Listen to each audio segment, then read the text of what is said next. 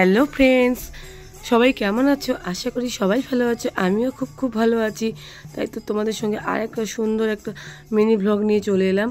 তো ভ্লগটা ছিল জন্মাষ্টমীর রাতের। তো দিনের ভ্লগটা তো কালকে তোমাদের সঙ্গে শেয়ার করেইছি।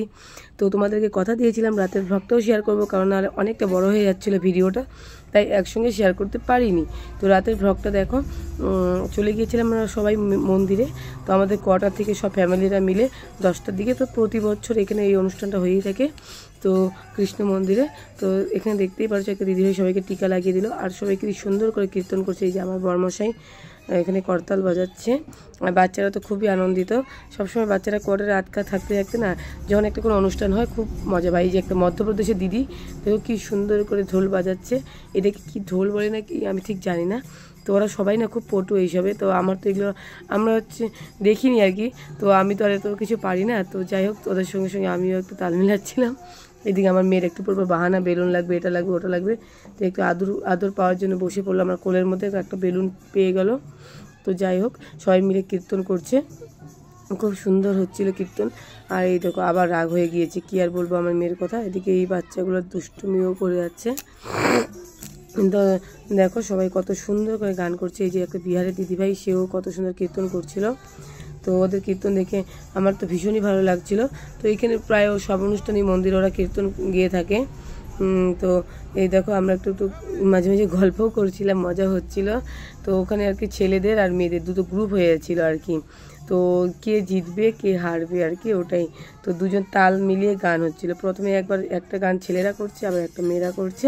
তো বলছিল এখানে কম্পিটিশন হচ্ছে কীর্তনের মধ্যে যে মানে প্রাইজ থাকবে আর কি, সেটা নিয়ে আর কি হচ্ছে। তো মেয়েরা সবসময় এগিয়ে থাকছে, আবার ছেলেরা এগোচ্ছে, আবার মেয়েরা এগোচ্ছে, এরকম চলছেই। তো ওই আর কি সমস্তটাই আর কি ভজন হচ্ছে, ভজন সঙ্গীত হিন্দিতে।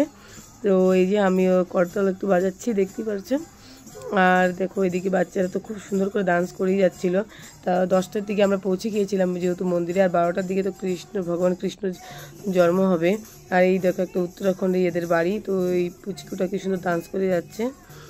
তো এই আর কি এখন হচ্ছে সবাই ওয়েট করছিল কখন 12টা বাজবে, ভগবান শ্রীকৃষ্ণ জন্ম হবে সেটার জন্য। তো অতক্ষণ তো কীর্তন করেই কাটাতে হবে, ভজন কীর্তন করে। তো এই 2 ঘন্টা, তারপরে তো পুজো হবে। তো পুজোর পরে হচ্ছে মানে ভোগ হবে অনেক কিছু। তো সারা রাত আর কি জাগতেই হবে। সবাই ভোরের দিকে আর কি বাড়ি যাবে আর কি। কৃষ্ণ জন্মাষ্টমীতে মানে কি বলে রাতটা জাগা আর কি ভালো, এই আর কি। এইদিকে দেখো আমার মেয়েকে সাজিয়েছিলাম, মানে ভেবেছিলাম কত সুন্দর করে সাজাবো, অনেক কিছু কিনে নিয়ে এসেছিলাম। দেখেছিলি দুপুরবেলা মার্কেটে গিয়েছিলাম, মেলা হচ্ছিল, কিন্তু কে শোনে ওই কার কথা। তো সে তো সাজাতে দিলই না, মোটেও দিল না। তো যাই হোক লাস্টে এইরকম করে কোনো রকম করে নিয়ে আসলাম। আর তারপরে ওর পাপা হচ্ছে মেয়ে যেন কান্না না করে, মেয়ে কান্না করলে তার রাগ হয়ে যায়, সে হচ্ছে বকা দিতে থাকে। মেয়েকে যেন কোনো মতেই কান্না করানো না যায়।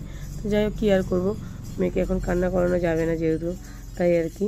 এরপরে দেখো এখন ভগবান শ্রীকৃষ্ণ জন্ম হবে, সেটা তোমাদের সঙ্গে শেয়ার করছি পুরো ভিডিওটাতে। এখানে একটু অনেকটা বড় হয়ে গেল, আমি নিজে বুঝতে পারিনি।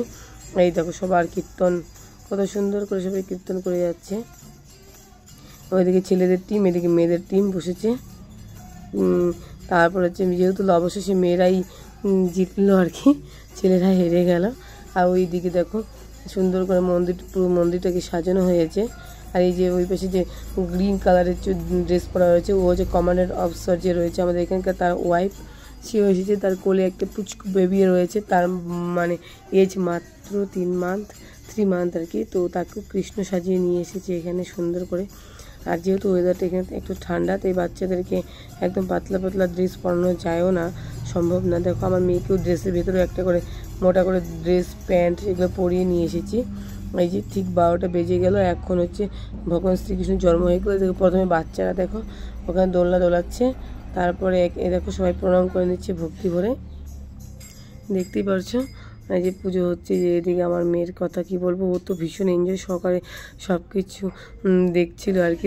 মানে তারপরে এক এক করে সবাই আরতি করে নিচ্ছে। এই যে প্রথমে চলে এই যে রাজেন ভাইয়া আর প্রীতি দিদি, এদের বাড়ি হচ্ছে বিহারি। এরা পুরো পুজোটা দায়িত্বে কিন্তু এনারা দুজনই ছিল আর কি। আর এই দিদি হচ্ছে প্রতি সোমবার ও মঙ্গলবার উপোস করে, কি নির্জলা উপোস থাকি। মঙ্গলবার হচ্ছে হনুমানজি, আর সোমবার হচ্ছে ভোলে বাবার। আর এই তারপরে এক এক করে সবাই দেখো আরতি করে নিচ্ছে হাজব্যান্ড ওয়াইফ মিলে। আমার তো এদের আরতি দেখতে ভীষণ ভালোই লাগে। এই যে আমাদের কমান্ডের অফিসার আর তার ওয়াইফ, এখন তারাও হচ্ছে দোলনা দোলাচ্ছে কানাকে। দেখো এক এক করে সবাই এখন আরতি করবে, দোলনা দোলাবে।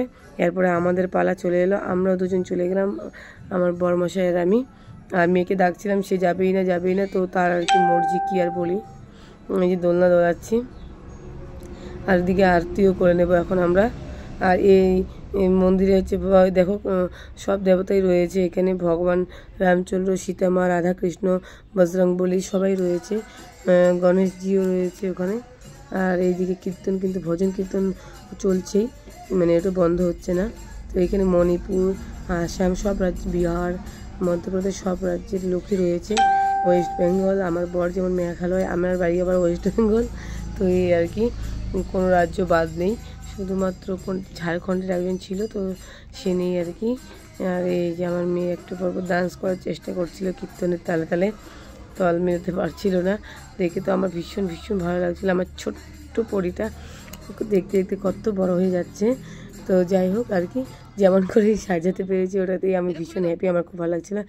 এরপরে দেখো বাড়ি যাওয়ার সময় আমি মেয়ে দেখো দৌড়াচ্ছি, কিন্তু তার ড্রেসটা এতটাই লং হয়ে গিয়েছিলো, কি বলবো, ড্রেস পরে আর দৌড়াতে পারছিলো না, বারবার পড়ে যাচ্ছিলো। এরপরে এখানে দেখো আমরা এখন যাবো, আর ওদের পাপা আর মেয়ের ড্রেসটা কিন্তু একদম ম্যাচিং হয়ে গিয়েছিলো, দেখতেই পারছো তোমরা। এরপর ড্রেসটা ওর পাপা খুলে দিল, নিচের ড্রেসটা খুলে দিচ্ছেন দেখো, তারপরে কি আরামসে দৌড়ে যাচ্ছে, কি দৌড়াতে যে ভালোবাসে কি বলবো। ওপরেরটা রয়েছে, নিচেটা খুলে দিয়েছে।